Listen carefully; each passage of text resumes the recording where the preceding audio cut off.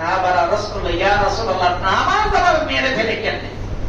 রাসূল সাল্লাল্লাহু আলাইহি সাল্লাম বলেন আওয়াখিরুল ওয়াক্ত, তারা ওয়াক্তের শেষের দিকে গিয়ে নামাজ আদায় করবে।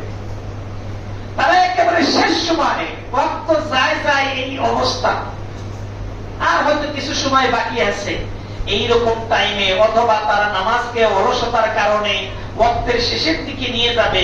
এইভাবে নামাজ পড়লে আল্লাহর নবী বলছেন যে তারা নামাজটাকে নষ্ট করে ফেললো। নামাজে রুকু করছে, সিজদা করছে, সূরা ফাতিহা পড়ছে, সব কিছু করছে, ওযু গোসল সব করছে, এরপরেও তারা তাদের নামাজটাকে মেরে ফেললো। ওই ধরনের মরা নামাজকে আমরা পড়তে চাই? নামাজটা যদি তরুতাজা এবং আল্লাহ রাব্বুল আলামিনের কাছে পারফেক্ট সওয়াব দিতে হয়, তাহলে আউয়াল ওয়াক্তে সালাত আদায় করতে হবে। আল্লাহ রাব্বুল আলামিন আমাদেরকে আউয়াল ওয়াক্তে সালাত আদায় করে রব্বুল আলামিনের কাছ থেকে উত্তম পুরস্কার, উত্তম জাযা নেওয়ার তৌফিক দান করুন। সবাই বলুন আমিন। দুই নম্বর যে বিষয়টা, এর আগেও আমি এক জুমায় আলোচনা করেছি, যেহেতু আমি আলোচনার ধারাবাহিকতা এটা বলছি যে সালাতের উপরে আমাদের আলোচনা একটু বেশি বেশি দরকার। কারণ হলো এই, আমরা সালাতের ব্যাপারে এখনো পর্যন্ত আমরা সামাজিক দেখা দেখি সালাত আদায় করি।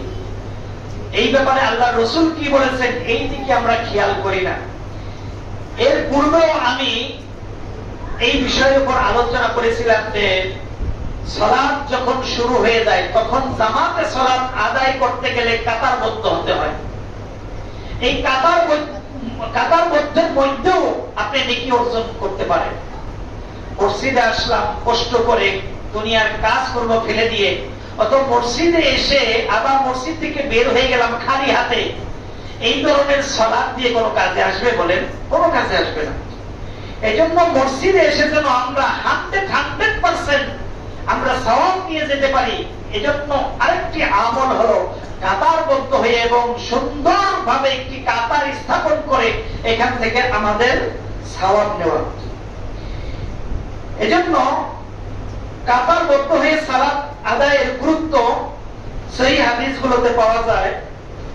ইকামতের মধ্যে মুয়াজ্জিন সাহেব একটা কথা দুইবার বলেন, কদ কামাতিস সালাতু কদ কামাতিস সালাত, বলেন না? এটা দুইবার বলেন। কারণ দুইবার তখনই বলো যখন ওই কথার গুরুত্ব দেওয়া হয়। তোমরা সালাতকে কায়েম করো, সালাতকে কায়েম করো, অর্থাৎ তোমরা কাতার প্রতিষ্ঠা করো, কাতার প্রতিষ্ঠা করো। এখানে এই সালাতের অর্থ হলো কাতার প্রতিষ্ঠা করা। এজন্য দুইবার মুয়াজ্জিন সাহেব বলেন কাতার প্রতিষ্ঠা করো, কাতার প্রতিষ্ঠা করো। রাসূল সাল্লাল্লাহু আলাইহি ওয়াসাল্লাম মদিনার মসজিদের ইমাম ছিলেন এবং মুয়াজ্জিন ছিলেন বিলাল রাদিয়াল্লাহু তাআলা আনহু। বিলাল রাদিয়াল্লাহু তাআলা আনহু যখন ইকামত দিতেন তখন আল্লাহর নবী এইভাবে মেহরাবের মধ্যে দাঁড়িয়ে তিনি মুসল্লিদের দিকে ফিরে তাকাতেন, মুসল্লিদের দিকে ঘুরে তাকাতেন। ইকামত শেষ, আল্লাহর নবী বেশ কিছু কথা বলতেন।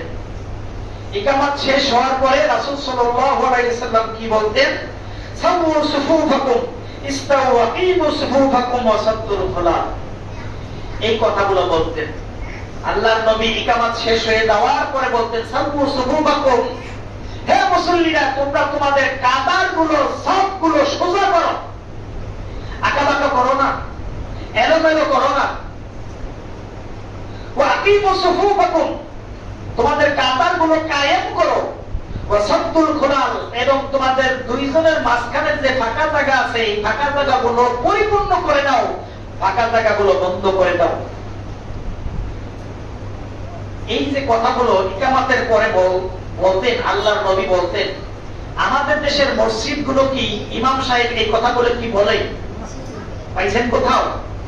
তাহলে আমাদের দেশের মসজিদগুলোতে তিনটা ভুলের উপর তিনটা ভুল দিয়ে নামাজ শুরু করে। কয়টা ভুল? তিনটা ভুল। আমাদের দেশের মসজিদগুলোতে তিনটা ভুল দিয়ে নামাজ শুরু করে মসজিদগুলোতে। তার মধ্যে এক নম্বর ভুল হলো দাঁড়িয়ে কাতার সোজা করুন, এই কথা বলে মুয়াজ্জিন সাহেব। এই কথা কে বলে? মুয়াজ্জিন বলে। ইমাম তো সে আলাদা একটা হিসাব নিকাশ, সে পিছন থেকে এসেই দাঁড়িয়ে যায়। এই কথা বললে সে নাকি ছোট হয়ে যায়, সে যদি আবার মুসল্লিদের কাছে ছোট হয়ে যায় তার বাম গাম্ভীর্য নষ্ট হয়ে যায়। এই জন্য কারে দিয়ে বলায়? মুয়াজ্জিন সাহেবকে দিয়ে বলায়। কাতার সোজা করুন, মোবাইল বন্ধ রাখুন ইত্যাদি কে বলে? মুয়াজ্জিন বলে। 1 নম্বর ভুল। 2 নম্বর ভুল হলো কোন ইমামও এটা বলে কাতার সোজা করুন, মোবাইল বন্ধ রাখুন, কিন্তু এইটা বলে হলো ইকামত দেওয়ার আগে। 2 নম্বর ভুল। 3 নম্বর ভুল হলো ইকামত যখন চলে তখন ইমাম সাহেব পশ্চিম দিকে ফিরে থাকে, কিবলামুখী ফিরে থাকে। 3 নম্বর ভুল। তাহলে এই ভুলগুলো শুধরাবেন কে? মুহাম্মদুর রাসূলুল্লাহ সাল্লাল্লাহু আলাইহি সাল্লাম। যখন মসজিদে নববীতে কাতার সোজা হয়ে যেত, যখন রেডি হয়ে যেত, ইকামত হয়ে যেত, আল্লাহর নবী ইমাম ছিলেন, তিনি বলতেন কাতার সোজা করো, 2 জনের মাঝখানের ফাঁকা জায়গা বন্ধ করো, পায়ের সাথে পা, কাঁধের সাথে কাঁধ মিলিয়ে দাও। এই কথা বলার দায়িত্ব কার বলেন? ইমামের। এটা মুয়াজ্জিন বলবে না, কারণ এটা হলো ইমামের আদেশ। মসজিদে একমাত্র ইমামই মুসল্লিদেরকে আদেশ করবেন। তাহলে মুয়াজ্জিন যদি এই কথা বলে কাতার সোজা করুন, মোবাইল বন্ধ রাখুন, তাহলে মুয়াজ্জিন তো ইমামকেও আদেশ করতেছে, ঠিক না? মুয়াজ্জিন কাকে আদেশ করতেছে? ইমামকে সহ আদেশ করতেছে। এই এখতিয়ার, এই অর্ডার দেওয়া মুয়াজ্জিনের দায়িত্ব নয়। 1 নম্বর ভুল আমাদের দেশের মসজিদগুলোতে করে। তাহলে 2 নম্বর হলো ইকামতের পরে বলতে হবে। হ্যাঁ, ইকামতের আগে প্রয়োজন যদি থাকে ইমাম বলতে পারে, কিন্তু ইকামতের পরে আবার বলতে হবে। প্রয়োজন অনুযায়ী বলতে পারে, 2-1টা কথা বলতে পারে। হয়তো দেখা যাচ্ছে পিছনের কাতারটা এখনো পর্যন্ত পরিপূর্ণ হয় না, ইমাম একটু দেরি করতে পারে, এটা ইমামের এখতিয়ার। আর ইমাম কিবলামুখী দাঁড়াবে না। যখন মুয়াজ্জিন ইকামত দিবে তখন ইমাম কোন দিকে দাঁড়াবে? ফিরে তাকাবে, বলেন পূর্ব দিকে ফিরে। তিনি দেখবেন কাতারগুলো ঠিক হয়েছে কিনা, পায়ের সাথে পা মিলছে কিনা, কাঁধের সাথে কাঁধ মিলছে কিনা, কাতারগুলো সামনে পিছনে আসছে কিনা। এইগুলো ইমাম ঠিক হওয়ার পরেই তারপরে আরো যদি নসিহত থাকে, নসিহত করার পরে তাকবীরে তাহরিমা বাদ আল্লাহু আকবার। এটাই করেছেন মুহাম্মদুর রাসূলুল্লাহ সাল্লাল্লাহু আলাইহি ওয়াসাল্লাম।